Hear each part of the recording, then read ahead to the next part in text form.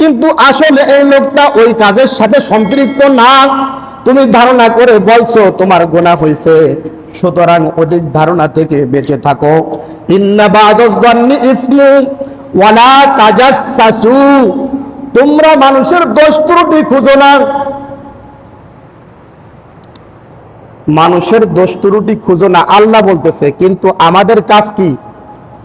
ফজরে ঘুম থেকে উঠে আলহামদুলিল্লাহিল্লাযী আহইয়ানা বা'দা মা আমাতানা ওয়া ইলাইহিন, 3 ভাগের 1 ভাগ লোকের মুখস্থ আছে, তাও ছেঁড়া ছেঁড়া, আর 2 ভাগ লোকের মুখস্থ নাই।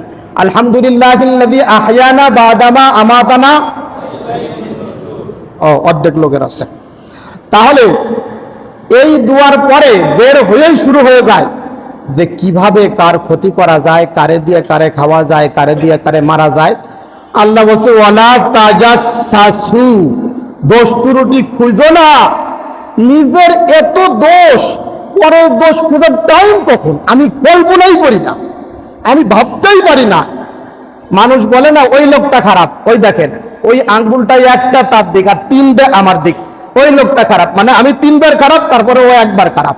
এটা চিন্তাও করে না, হাতের ইশারায় বলে দেয় ওই লোকটা খারাপ, সে 1 বার খারাপ আর আমি কয়বার খারাপ? আমি 3 বার। আর এ সাক্ষী দিচ্ছে সে ঠিকই বলতেছে, ঠিকই বলতেছে। তাফসীর ওয়ালা তাজাসসু, দোষ খুঁজো না। দোষ খুঁজো ছাড়া কাম আছে? দোকানে বসে 2 জনকে নিয়ে kudu kudu kudu kudu kudu kudu, আবার ব্যবসা প্রতিষ্ঠানে অন্য জায়গায় বসে কুডু কুডু কুডু কুডু চলতেছে, তোমার এই দিক দিয়ে যে আমলনামা শেষ হইতেছে। ক্বালান নবী সাল্লাল্লাহু আলাইহি ওয়াসাল্লাম ইয়াকুম ওয়ায-যান্না ফাইন্নায-যান্না আকযাবুল হাদীস, আও কামা ক্বালা আলাইহিস সালাতু ওয়াস-সালাম। নবী বলেন অধিক ধারণা করো না, অধিক ধারণা থেকে বেঁচে থাকো, কারণ অধিক ধারণা করাটাই হলো গুনাহের মূল, পাপের মূল। অধিক ধারণাই হলো মিথ্যার মূল, অধিক ধারণা করাটাই মিথ্যাবাদী হওয়ার জন্য যথেষ্ট।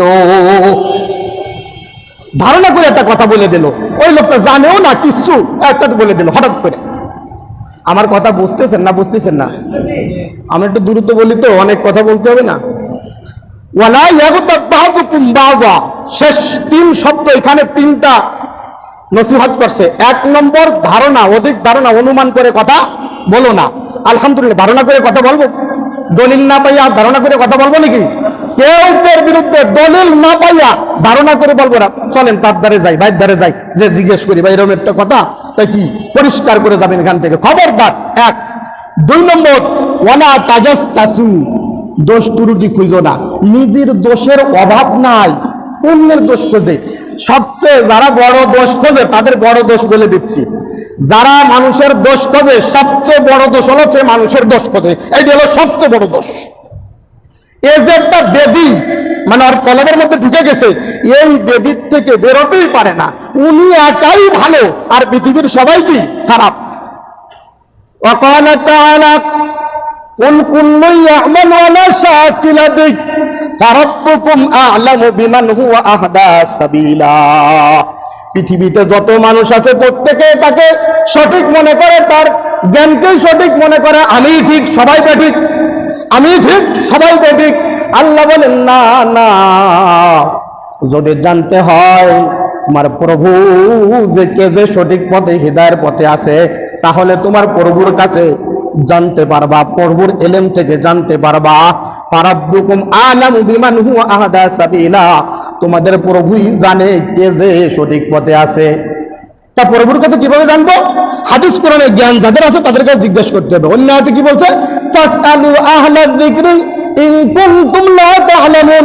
আহলায যিকর মানে আহলে ইলম, যারা কোরআনের ইলম রাখে, যারা হাদিসের ইলম রাখে, তাদের কাছে জিজ্ঞেস করবা যে বিষয়ে জানো না।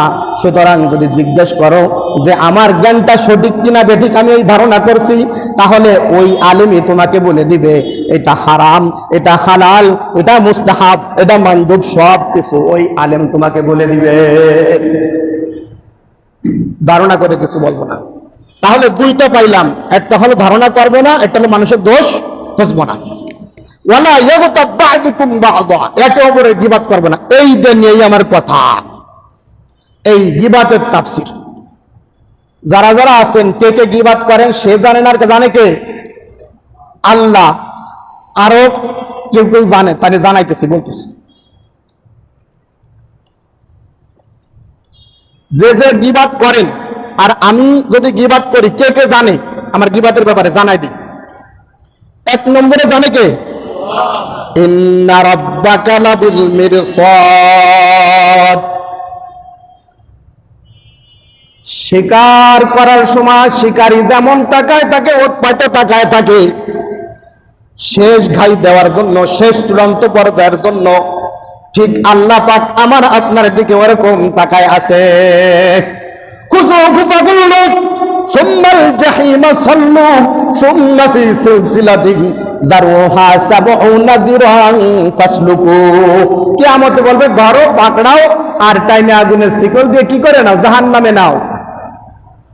ফায়াউমা ইযিল লা ইউসআলু আন যামবিহি ইনসু ওয়ালা জান ফাবিআইয়ি আলাই রাব্বিকুমা তুকাযযিবান ইউরাফুল মুজরিমুনা বিসীমাহুম ফায়ুখাযু বিন নাওয়াসি ওয়াল আকদাম ফাবিআইয়ি আলাই রাব্বিকুমা তুকাযযিবান হাযিহি জাহান্নামুল্লাতী ইউকাযযিবু বিহাল মুজরিমুন ইয়াতুফুনা বাইনাহা ওয়া বাইনা হামিমিন আন। এইখানে বলতেছেন ফায়াউমা ইযিল লা ইউসআলু আন যামবিহি ইনসু ওয়ালা জান। কিয়ামতের দিন কোন মানুষকে, কোন জিনকে জিজ্ঞেস করা হবে না তুমি এই গুনাহ করছো, এটা জিজ্ঞেস করা হবে না। কিন্তু তয়তো বাইসে গেলাম, তারপরে কি বলতে শোনেন, জিজ্ঞেস করা হবে না। লা ইউসআলু আন যামবিহি ইনসু ওয়ালা জান। তারপরে ফাবিআইয়ি আলাই রাব্বিকুমা তুকাযযিবান, কোন কোন নিয়ামতকে অস্বীকার করো তোমরা। এরপরে বলতেছেন যে তুমি গীবাত করছো কিনা, তুমি জিনা করছো কিনা, এটা জিজ্ঞেস করার দরকার হবে না। কেন? ইউরাফুল মুজরিমুনা বিসীমাহুম ফায়ুখাযু বিন নাওয়াসি ওয়াল আকদাম। তাদের কপাল দেখলি চিনা যাবে, কপালেই লেখা থাকবে কে কোন গুনাহ করছে। কপাল দেখলে বোঝা যাবে এটা মুজরিম আর এটা মুমিন, আর দেখলেই বোঝা যাবে। ওয়ান্তাজুল ইয়াউমা আইয়ুহাল মুজরিমুন। সূরা ইয়াসিন পড়া হয় নাকি? কোথায় আছি আর কোথায় আমি আর কোথায় কে? ফজরের পরে সূরা ইয়াসিন পড়লে দোয়া কবুল হয়, মনের নেক মাকসাদ পূর্ণ হয়। সময় আছে ইয়াসিন পড়ার, কি দ্রুত। ইল্লা ওয়াহিদ ইসনা ইল্লা কলিল, অল্প কিছু লোক পড়ে আর সব আমরা ঘুরে বেড়াই। কোথা থেকে কিভাবে আমাদের দেশে রহমত আসবে, বরকত আসবে? নিজের আমল আমারই ভালো না, আপনাদের কি বলবো? খালি পরের দোষ, ওই লোক খারাপ, আমি ভালো। ওয়ামতাজুল ইয়াউমা আইয়ুহাল মুজরিমুন। আজ গুনাহগাররা আলাদা হয়ে যাও, এমনি অটোমেটিক আলাদা হয়ে যাবে, কিছু করতে হবে না।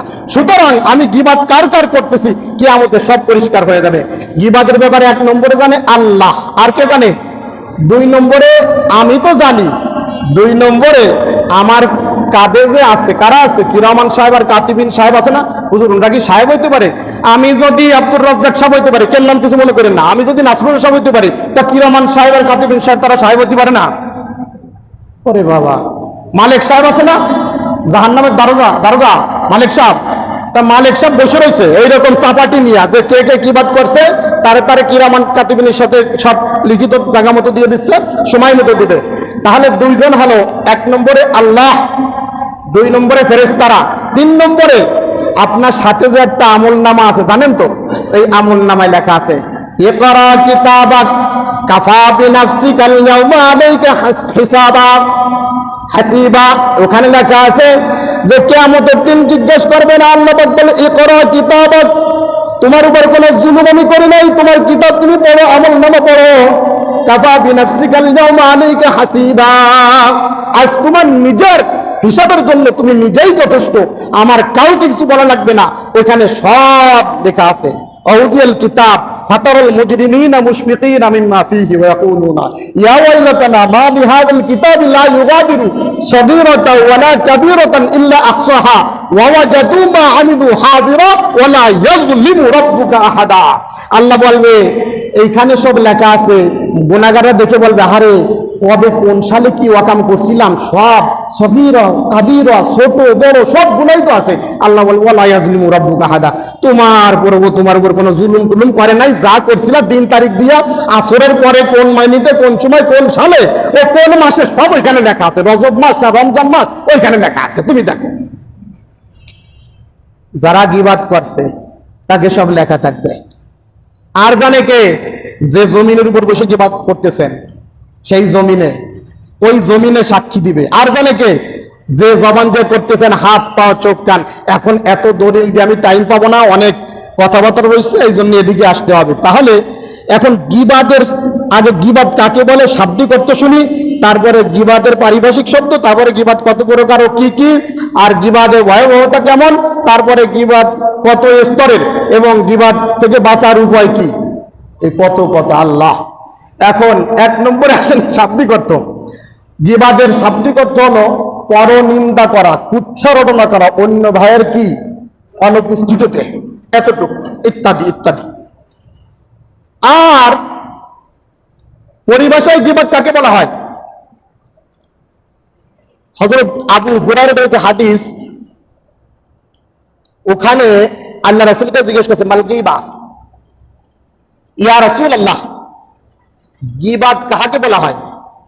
قال النبي صلى الله عليه وسلم ذكرك اخاك ذكرك اخاك بما يكره او كما قال عليه الصلاه والسلام। নবী বলেন গীবাত বলা হয় এমন কথাকে যেই কথা তোমার ভাইয়ের বিরুদ্ধে, নবী বলেন যে তোমার ভাইয়ের বিরুদ্ধে অনুপস্থিতিতে বলো যেই কথা তোমার ভাই শুনলে মনে কষ্ট পাবে, অপছন্দ করবে, এমন কথাকেই গীবাত বলে। তখন আবার জিজ্ঞেস করলেন ইনকানা, যদি যে কথাটা বলছি এই গীবাতটা যদি ওই ভাইয়ের মধ্যে থাকে, এই দোষটা যদি সেই ভাইয়ের মধ্যে থাকে, মানে বলতেছে অমুক লোক মসজিদের টাকা চুরি করছে, অমুক লোক মসজিদে এসে এরকম মানুষের কষ্ট দিছে, তাই এই কথা বলতেছেন যে রাসূলুল্লাহ আমরা যেটা বলছি সেটা যদি মানুষের মধ্যে থাকে, বলছে তাহলেই হলো গীবাত। আর যদি ওয়াইল্লাম তাকুন, যদি তার মধ্যে না থাকে, তাহলে সেটা কি বুহতান ফাকাদ বাহাত্তা, তাহলে তুমি কি করলা? মিথ্যা অপবাদ দিলা। আর মিথ্যা অপবাদ যেটা, এটা তার থেকেও খারাপ। সহজে বোঝায়, যে কথাটা বলতেছে সেটা যদি ভাই করে থাকে, তার অনুপস্থিত অগোচরে বলতে এটা হলো গীবাত। আর যদি সেটা সে না করে থাকে, সেটা হলো মিথ্যা অপবাদ, আর সেটা তার থেকেও খারাপ। আর গীবাতের কথা কি বলছেন? আল গীবাতু আসাদ্দু মিনাজ জিনা, নবী বলতেছেন গীবাত জিনার থেকেও খারাপ। এখন একটা কথা শুনেন, যদি কোনো লোক জিনা করে, তারে ডোরা মারো, রজম করো, আছে না আইন, এই করো সেই করো, তারে আমরা ঘৃণা করে জিনা করছে, অথচ আল্লাহ রাসূল বলতেছেন যে গীবাত করছে সে মিশকাত শরীফে আছে, বাইহাকি শরীফে আছে, এই যে গীবাত করছে সে জিনাকারীর থেকেও খারাপ।